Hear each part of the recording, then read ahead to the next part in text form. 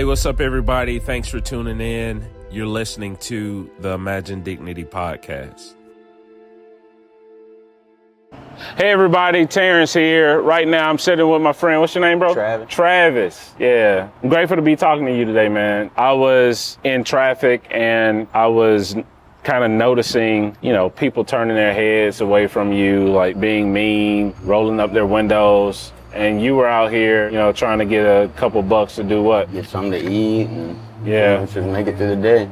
Yeah, are people normally mean when you stand and try to ask for a lot of them are. There's some that are nice, but a lot of them just look at you like you ain't nothing. Really? Yeah, turn their heads or laugh at you. Like people in cars, when you're out asking for money to try to help yourself throughout the day, they will laugh? Oh yeah, they've laughed at you, act like they give you money, roll the window up and then start laughing.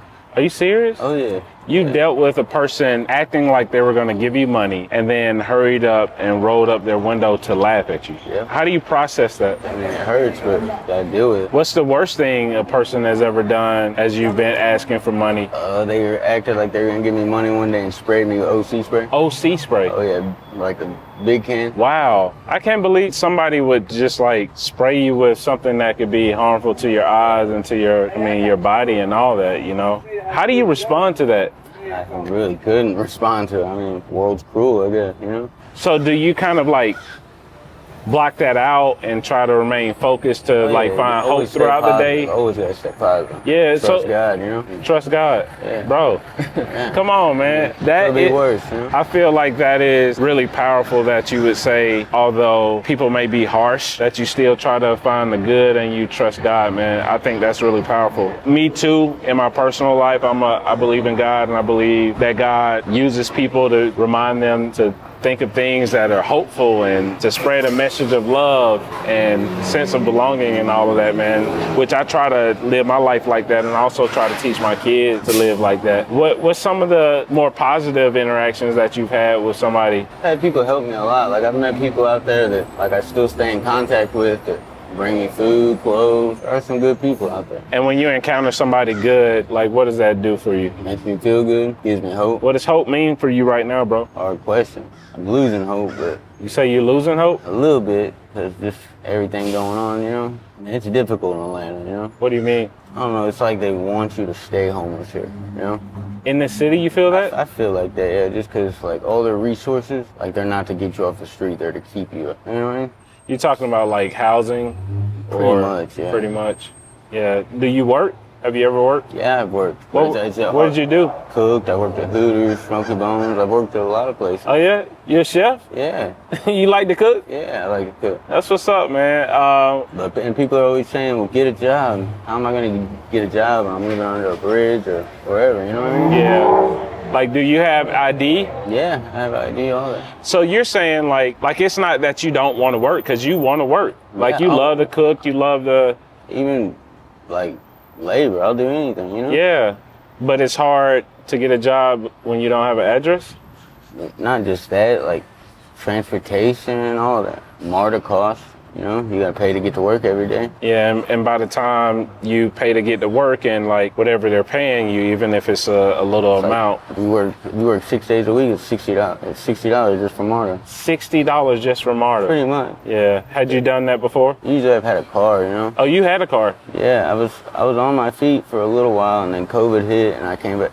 I became homeless again, Wow, I'm sorry, man. What about COVID made it difficult?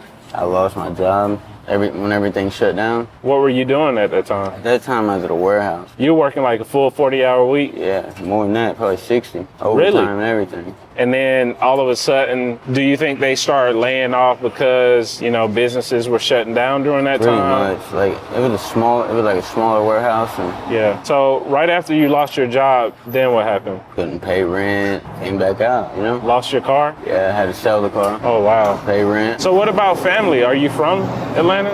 I'm from Illinois. Do you ever think about going back home to be with your family? I want to, but I can't, Yeah, I understand. Sometimes it's really difficult. I know I've interviewed a lot of people, and sometimes they will say, some of the hardest people to be in community with are your own people. Is that true?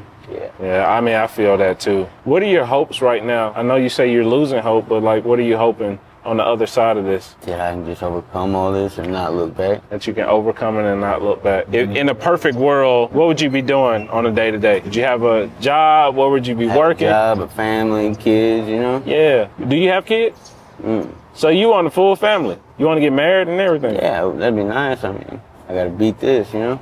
Yeah, and I believe you can. Oh yeah, I can. It's just Yeah, sometimes you need people to see you and help you. You want kids? maybe 1 or 2, you know? 1 or 2? Yeah. Why? Kids a lot, they can be a lot? I really don't know, you know? Yeah. Something I want to do in life, you know, have a family. Having family, I've been back on the streets for about a year though. back on the streets for about a year. So you had some experience with homelessness before, then you got stable a couple times, and you got stable, and then you lost your job, which caused you to be. Previous time, I had got a little job and I was staying in a hotel. When the winter came, the work got slower. So it's been a series of like job loss for you. Kinda drinking real bad, you know? Like Yeah. that. But You this think- does it. Like when I'm working, I'll do nothing, you know? Like I work, come home, but I'm so depressed out here, you know? Like that's what I turn to. When you're working, being productive, like you feel like your mind is more clear. Oh, You yeah. have like stability in the house, but But, like, you said it's easier to like drink alcohol when you're on the streets. yeah, because you're in your head, just everything's hitting you, you know? When you say everything is hitting you, what do you mean? Are you Life, just dealing with everything out here. It's rough out here. how do you actually get food when you're out here? Either people give it to me or I'll go buy it, you know? If Yeah. I make enough money, I'll go buy something. Yeah, McDonald's up the street. yeah. The gas stations are too expensive, so Yeah. you gotta go hit the dollar man. What is some of the hardest things to do, I guess, being unhoused? Showering? Bathing, yeah. How do you, Even getting water or using like power to charge up a phone, they've made it where you can't even do that right now.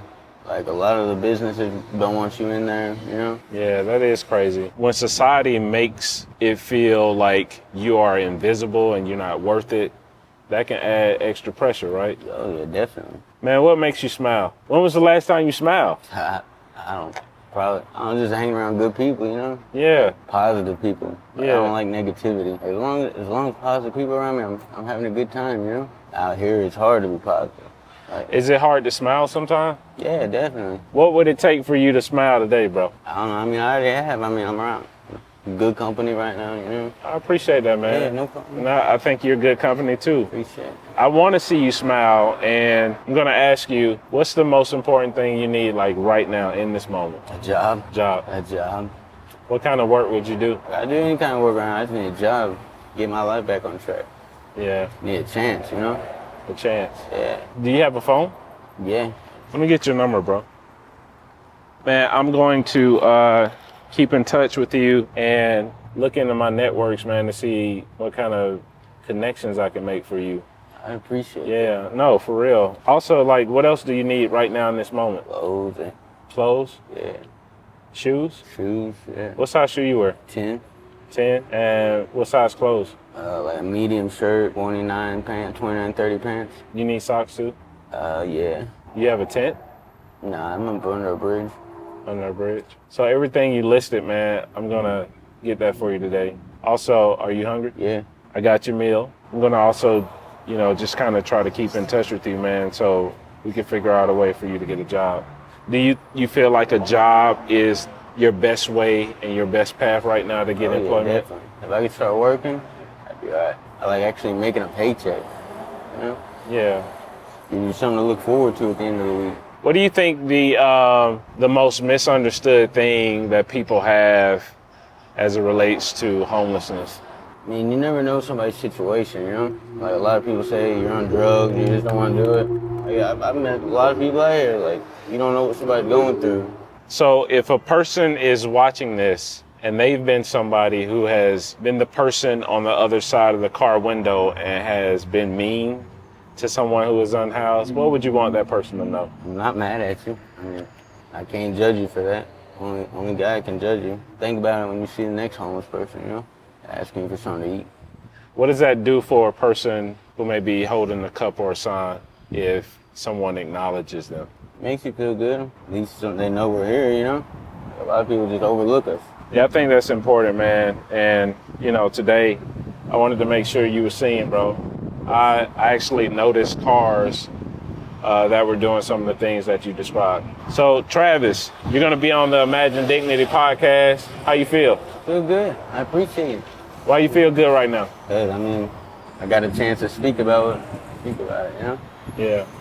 I appreciate you, bro. Appreciate you. Yep. Hey everybody, you just got finished with my interview with my friend and brother Travis. Man, I still feel the chills on my arms hearing how he described the very intentional but also mean nature of people when he is out like asking people for money while experiencing homelessness.